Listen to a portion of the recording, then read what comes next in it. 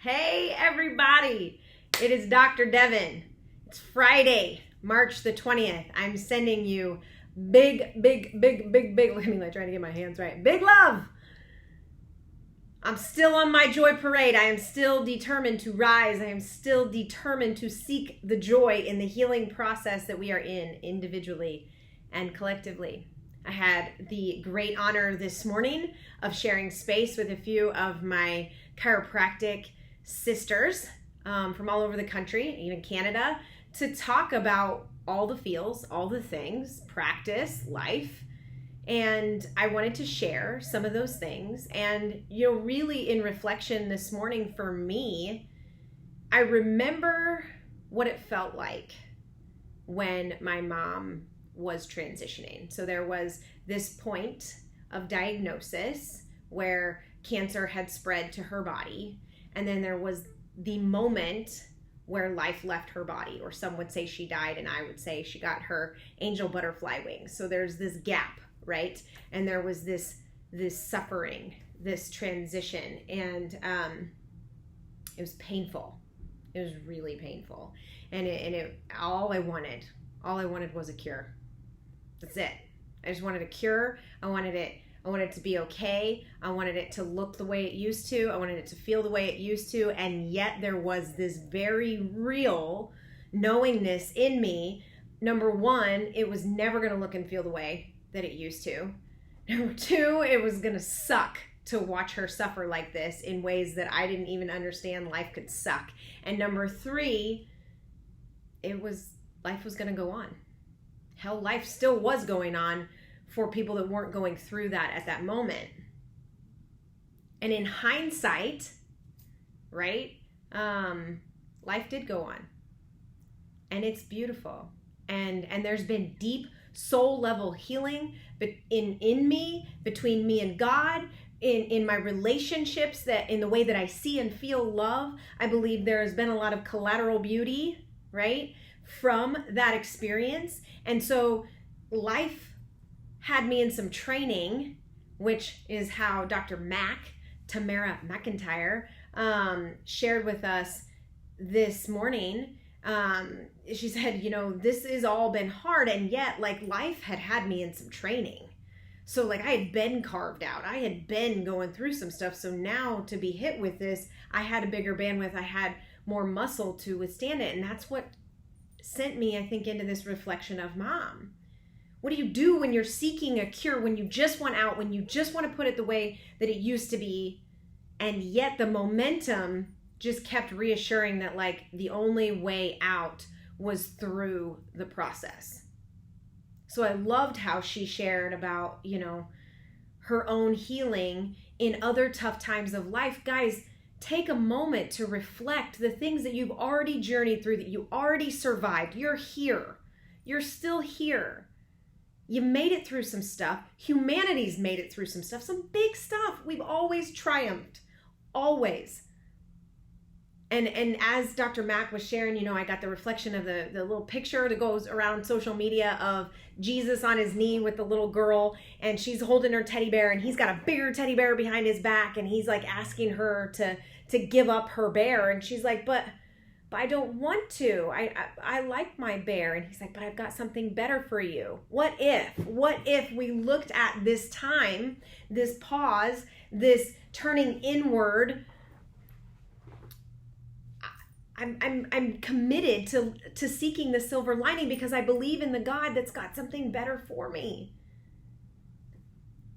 And the awareness that when you break a bone, there's a set length of time that it takes for that bone to heal. There are fractures right now. There are fractures in our health. There are fractures in our economic situation.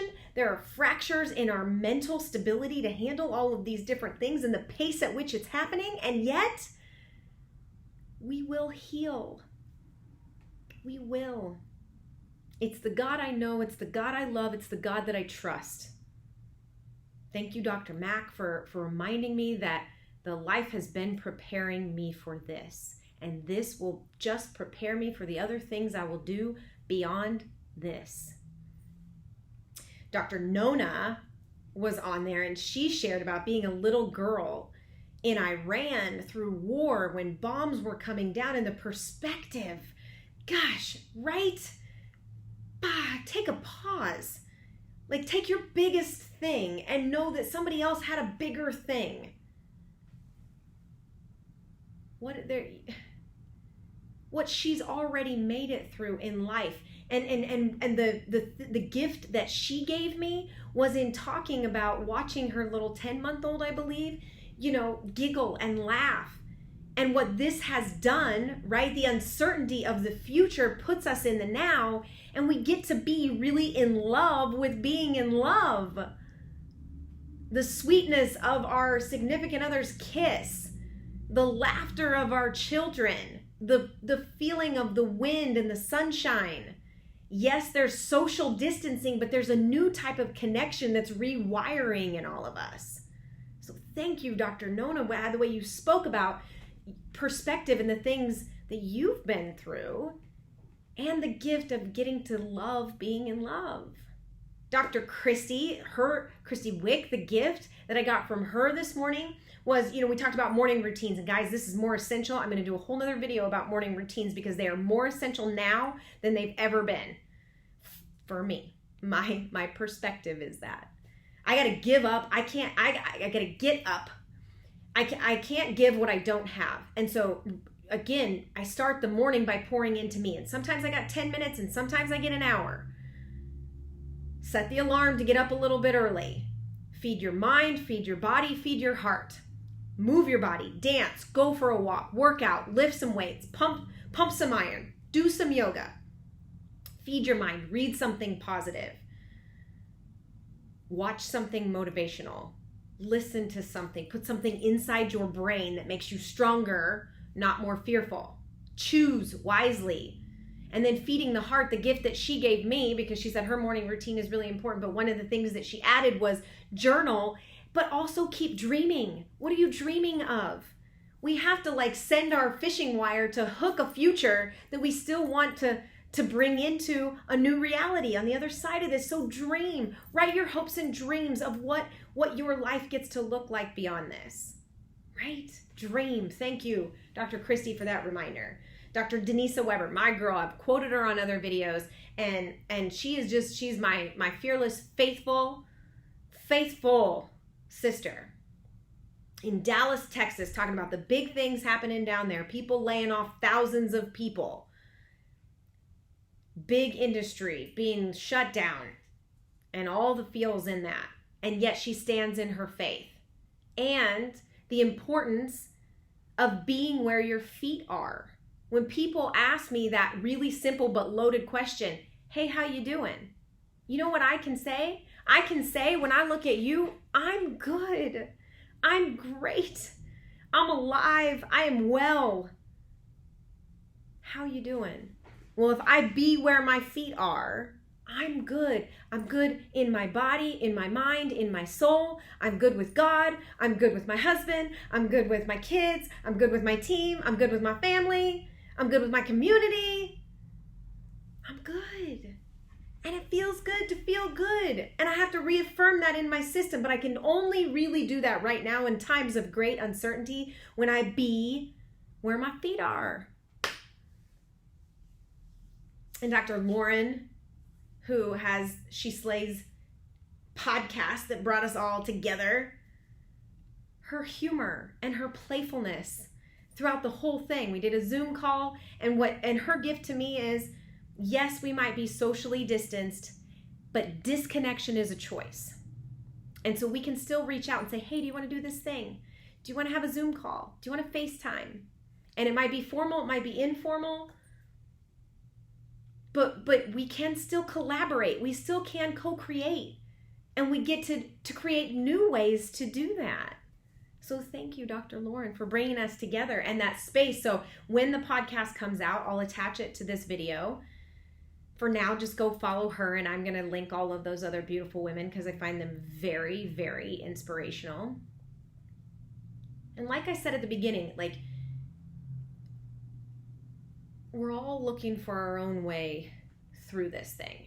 And there are parts of me, the fixer in me, the doer in me, that like wants the cure. I want to fix it for everybody. I want to make it okay for my family. I want to make it okay for my team. I want to make it okay for my community. I want to go, okay, it's all over. It's all over. And yet, it's like watching as a child learns to walk. You get up, you fall. You get up, you fall. Some things hurt. Some things make you laugh. Eventually, you're on your feet. You're walking. And then you learn to run. We're going to make it through this. I don't think there is a cure that makes it go faster. And yet I have unwavering certainty that we're on our way. Be kind to one another.